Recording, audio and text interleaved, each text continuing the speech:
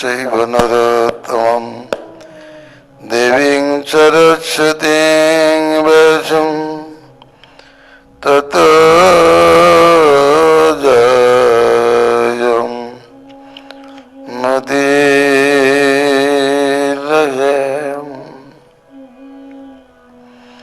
श्री कृष्ण चैतन्य प्रभु नित्यानंद श्री अद्वैत गदाधर शिवसदि गौर भक्त वृंदम। हरे कृष्ण कृष्ण कृष्ण हरे हरे हरे राम राम राम हरे हरे। परम विजयते श्री कृष्ण संकीर्तनम श्री श्री कृष्ण चैतन्य चंद्र विजयते तमम। श्री गौर भजन रहस्यम।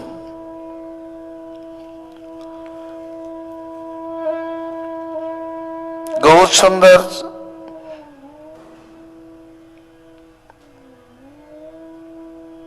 রাধা ভাব আস্বাদনে তার নিজ স্বরূপকে প্রকাশ করিয়াছেন। তিনি ত্রিবিধ স্বরূপে রাধার ভাবরস আস্বাদন করিয়াছেন, একথা পূর্বে বলিয়াছি। গৌর ভাগবতামৃত আলোচনায় তিনি ত্রিবিধ ভাবে রাধা রস আস্বাদন করিয়াছেন। তিনি কীর্তিদানন্দিনীর ভাবে নিত্যকাল নবদ্বীপে সংযোগ রস আস্বাদন করিয়া থাকেন। আর কামা বামা দুটি ভাবে তিনি বিয়োগ রস আস্বাদন করেন। নীলাচলে তার অবস্থিতি ওই প্রকারেরই। নীলাচলে অবস্থান করে যে রস আস্বাদন করিয়াছেন সেটা বিয়োগ রস।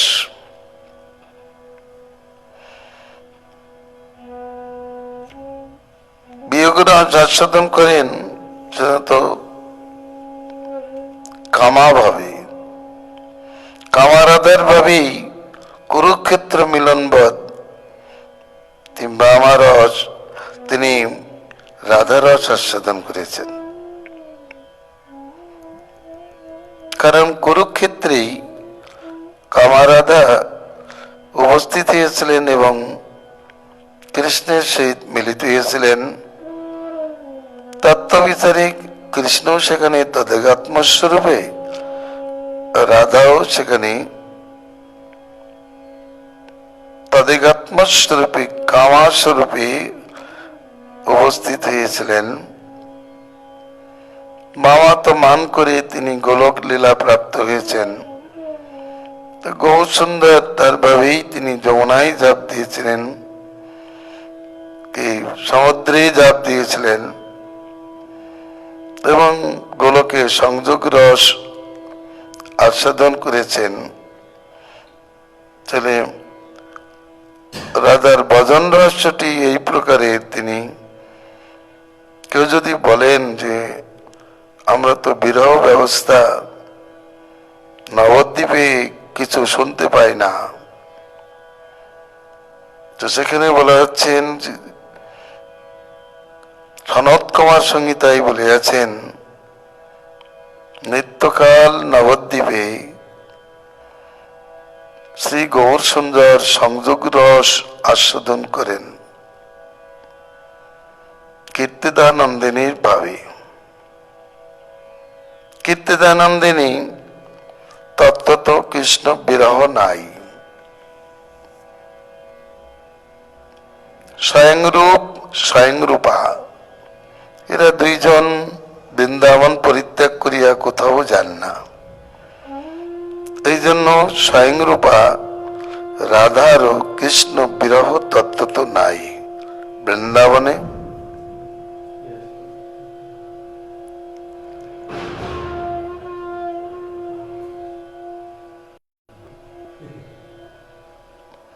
যা দেখা যায় সেটি ওই কামা বামা ভাবেই জানতে হবে, অর্থাৎ ভাব ভেদেই এদের প্রকাশ ভেদ।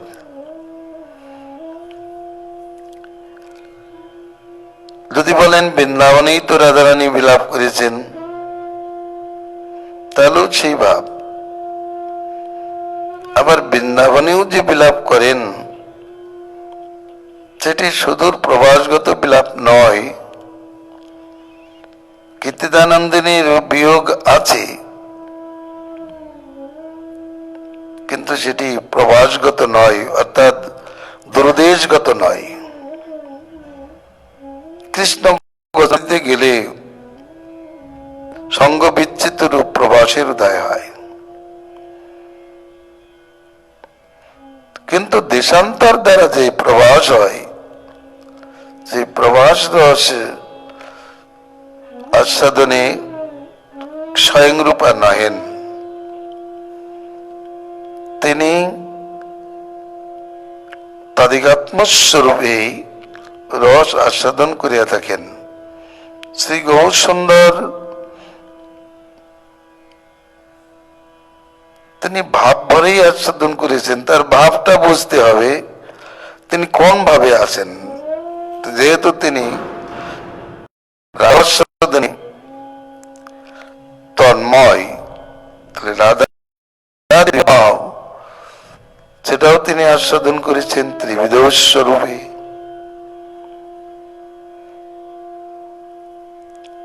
অতএব স্পষ্ট বলেছেন যে কীর্তিদানন্দিনী স্বয়ংরূপা তিনি বৃন্দাবনে নিত্যকাল কৃষ্ণের সহিত সংযোগ রস আস্বাদন করেন, যেহেতু কৃষ্ণ এক পদও বৃন্দাবন পরিত্যাগ করিয়া কোথাও যান না।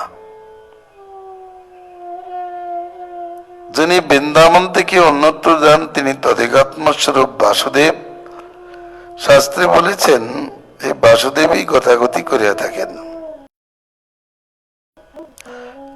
তাহলে বিয়োগের কথা এখানে আমরা পাচ্ছি না। এই জন্য কীর্তিদানন্দিনী নিত্যকাল রস আস্বাদন করেন, কিন্তু তারই দুই প্রকাশ কামা বামা স্বরূপে তারা বিরহাদি রস, বিয়োগ রস আস্বাদন করেন। তার মধ্যে কামা স্বরূপই বিয়োগ রস আস্বাদন হয়।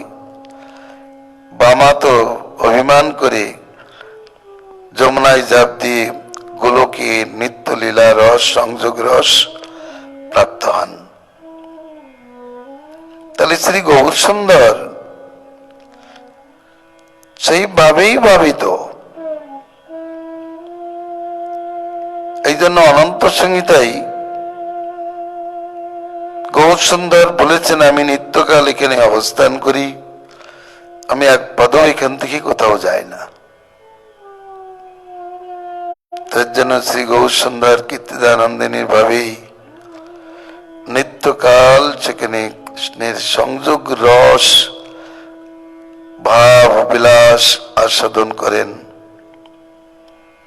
এই জন্য আমরা বলতে পারি শ্রী গৌর সুন্দর সেখানে নিত্যকাল মাদনাক্ষ মহাভাবতী রাধার ভাবরস আস্বাদনে তন্ময় থাকেন।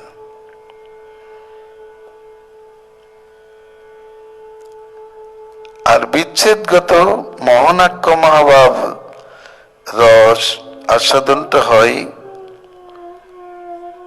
কামাস্বরূপে।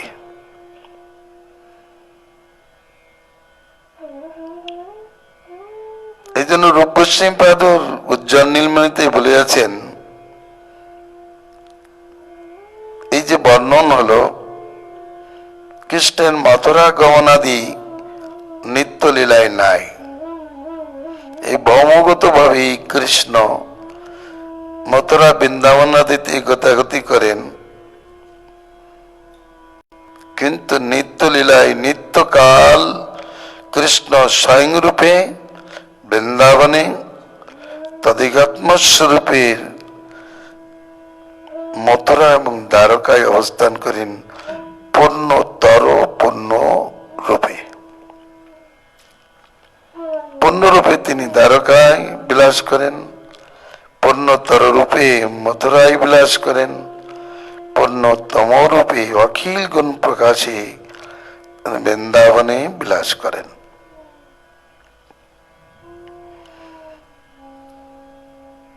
কারণ কেউই বিয়োগ প্রার্থনা করে না। অত্যন্ত প্রেম বিলাস যেখানে আছে সেখানে কেউই বিয়োগ প্রার্থনা করে না, বিয়োগ পছন্দ করে না। প্রার্থনা করা তো দূরের কথা, তারা পছন্দও করেন না। নায়ক নায়িকা কখনো পছন্দ করেন না আমাদের মধ্যে বিয়োগ হোক, কিন্তু দৈবক্রমে যে বিয়োগ হয় সেই বিয়োগেও তাদের আরতি উৎকণ্ঠা বাড়তে থাকে। অতএব সেখানে নিত্য ভাবে তাদের ভাবনাই বিয়োগ হয়। যেমন প্রেম বৈচিত্র্য ভাবে কান্ত নিকটে থাকিলেও কান্ত নাই বলে তাদের চিত্তে বিভ্রম উপস্থিত হয়, তৎপরে তারা প্রেম বৈচিত্র্য রস আস্বাদন করেন একে অপরের। শুধু যে কৃষ্ণ রাধার প্রেম বৈচিত্র্য আস্বাদন করেন নয়, রাধাও কৃষ্ণের প্রেম বৈচিত্র্য আস্বাদন করেন। কারণ নায়ক নায়িকা ভাই যখন অনুরাগে পরাকাষ্ঠা প্রাপ্ত হন তখন তাদের চিত্ত বিভ্রম সৃষ্টি হয়।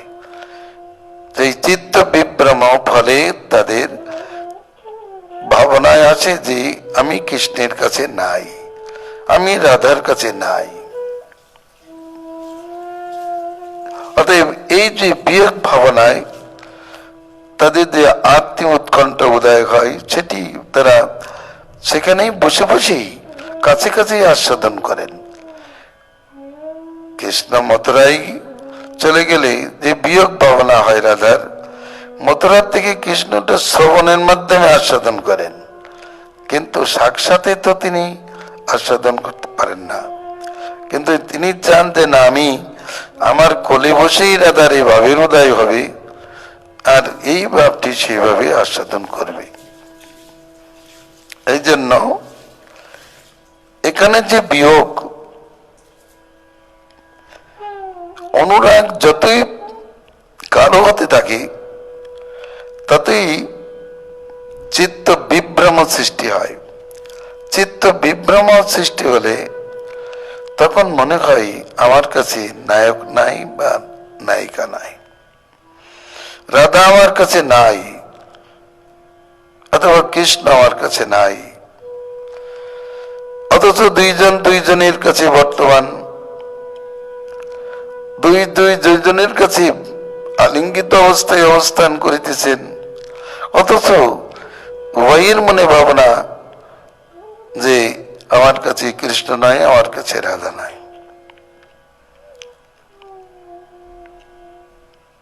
প্রবাসগত যে বিপ্রলম্ব, সেই বিপ্রলম্ব রস এখানে আস্বাদিত হয় না। কখনো কখনো বা স্বপ্নে কৃষ্ণ কোথাও গেছেন, এইভাবে তারা আত্মনাদে কাঁদতে দেখেন, অথচ সেটাও যেমন রাধারানী কৃষ্ণেরই কোলে কৃষ্ণেরই বুকে শুয়ে তিনি কৃষ্ণের জন্য কাঁদতে থাকেন। কারণ তারা দেখেছেন, স্বপ্নে দেখলেন যে বন খেলায় কৃষ্ণ কোথায় লুকিয়ে গেল তাকে খুঁজে না পেয়ে রাধারানী কাঁদতে আরম্ভ করেছেন। তেমনি ভাবে কৃষ্ণ লোকচুরি খেলায় রাধাকে খুঁজে খুঁজে কোথাও না পেয়ে তিনি কলিন্দ নন্দিনী তীরে বসে কাঁদতে আরম্ভ করেছেন, যা জয়দেবের পদে বর্ণিত আছে। তাহলে এখানে এটা তাদের স্বপ্ন বিলাস, স্বপ্নে বিয়োগজনিত যে দুঃখ এটা আস্বাদন করছে, কিন্তু আছে দুইজন এক জায়গায়, এটা পরম মাধুর্যপূর্ণ। যদি কেউ প্রশ্ন করে সেই প্রশ্নের উত্তর আমি দিচ্ছি যে বৃন্দাবনে যদি এই রাধারানী বৃন্দাবন ছেড়ে কোথাও না যান, কৃষ্ণ না যান, তাহলে রসপুষ্টি কি করে হয়? তাদের বিপ্লম্ব না হলে, বিয়োগ না, বিয়োগ তো সম্ভোগকে পুষ্ট করে। রূপ গোস্বামী পাদি সিদ্ধান্ত করেছেন, মম বিনা বিপ্রলম্বেন সম্ভোগ পুষ্টি মশ্নুতে, বিপ্রলম্ব বিনা কখনো সংযোগ পুষ্টি লাভ করে না। তাহলে নায়ক নায়িকা যদি তারা দুইজন এক জায়গায় থাকেন, তাহলে তাদের মধ্যে বিপ্লম্ব না হলে উত্তরোত্তর রসাস্বাদন বৈচিত্র্য কি করে প্রকাশিত হয়? তার জন্যই বলছেন যে তাদের এই প্রেম বৈচিত্র্য মাধ্যমে, প্রেম বৈচিত্র্য দশায় তাদের বিয়োগ ভাবনায় তারা বিয়োগজনিত দুঃখ ভোগ করে। স্বপ্ন দেখছেন কৃষ্ণেরই বুকে শুয়ে আছেন, স্বপ্ন দেখছেন কৃষ্ণ তাকে ফেলে কোথাও লুকিয়ে গিয়েছেন না, পাচ্ছেন না, তার জন্যই কান্নাকাটি।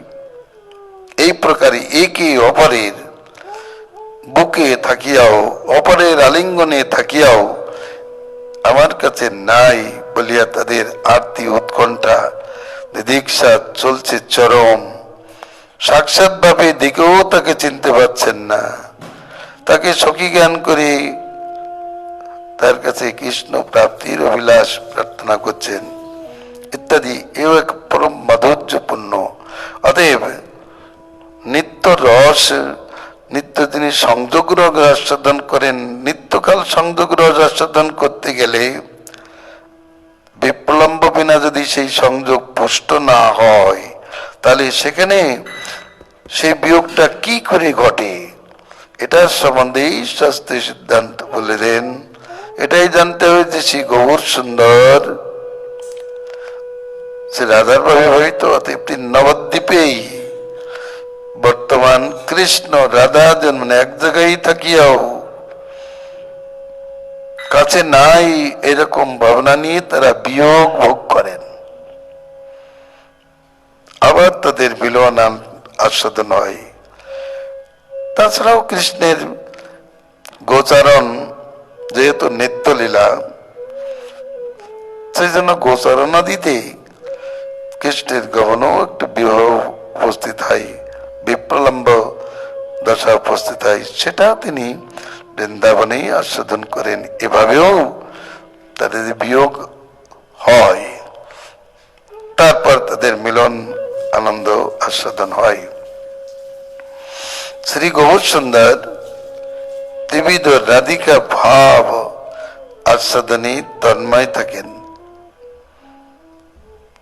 যখন তিনি বৃন্দাবনে রস আস্বাদন করেন, নবদ্বীপেই এই রস আস্বাদন করতে করতে প্রবাসজনিত যে দূরদেশজনিত বিপ্লম্বের আস্বাদনের ইচ্ছা হয়, তখন তার নীলাচল বিলাস প্রপঞ্চিত হয়। তখন সন্ন্যাস গ্রহণের পর তার একটা বিচ্ছেদ দশা, প্রবাস বিপ্লম্বের উদয় হয়, সেটাও তিনি সেইভাবেই আস্বাদন করেন। প্রকাশ ভেদে ভেদ জানতে হবে, কারণ সুদূর প্রবাস হলে কেমন হয় সেটাও আস্বাদ্য বিষয়। যে রসিক সে ব্যক্তি যেমন সব রকম ভাব রস আস্বাদন করেন, তেমনি শ্রী গৌর সুন্দর রাধার যে ভাবরস, সেই নিকটে ব্রজের ভিতরে বিচ্ছেদে যে ভাব হয়, স্বপ্নে বিচ্ছেদে যে ভাব রস আস্বাদন হয়, সাক্ষাৎ কাছে থেকে মনোরথে বিচ্ছেদে যে বিরহ উপস্থিত হয়, যেটা আস্বাদন করিয়া দেশান্তরের বিচ্ছেদও তিনি আস্বাদন করেন। এটা আমাদের ভাবনার বিষয়। তবে প্রেম বৈচিত্র্য ভাবে যে বিপ্লম্ব দশা উপস্থিত হয়, সেই আস্বাদনটি সাক্ষাৎ মুখোমুখি হয়ে শ্রী রাধা গোবিন্দ নিজে আস্বাদন করেন। যেমন এই একটু সংকেত পাওয়া গিয়েছে, কৃষ্ণ রাধারানী বললেন আমি আর চলতে পারছি না। কৃষ্ণ বললেন এখনই শীঘ্র আমার কান্দে ওঠো, আমি তোমাকে হস্তান্তরে নিয়ে যাচ্ছি।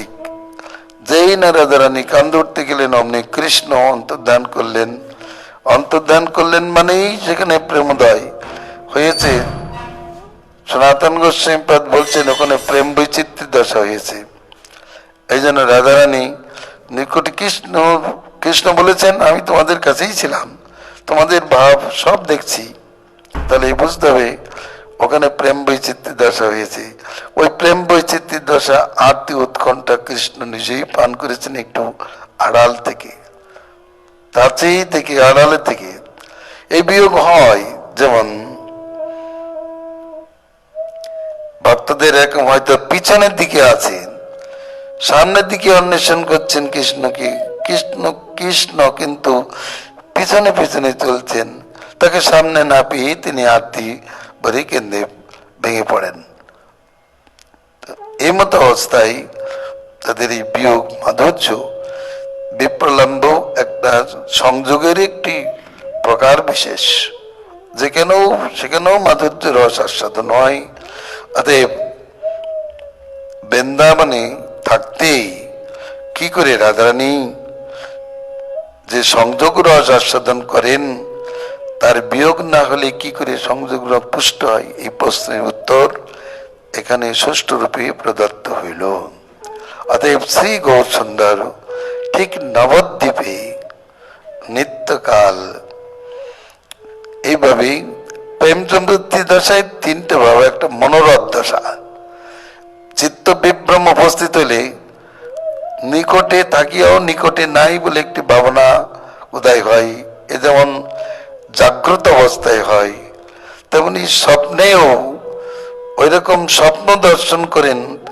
কৃষ্ণের ইচ্ছায় তখন স্বপ্ন বিলাস ওখানে উপস্থিত হয়। স্বপ্ন বিলাসটা আছে কখন, যে বিলাসটা তারা এই বনে বনে করেন। বনে বনে যেটা করা হয়, শাস্ত্রে বলেছেন মানুষ সাক্ষাতে যা করে স্বপ্নে তাই দেখে।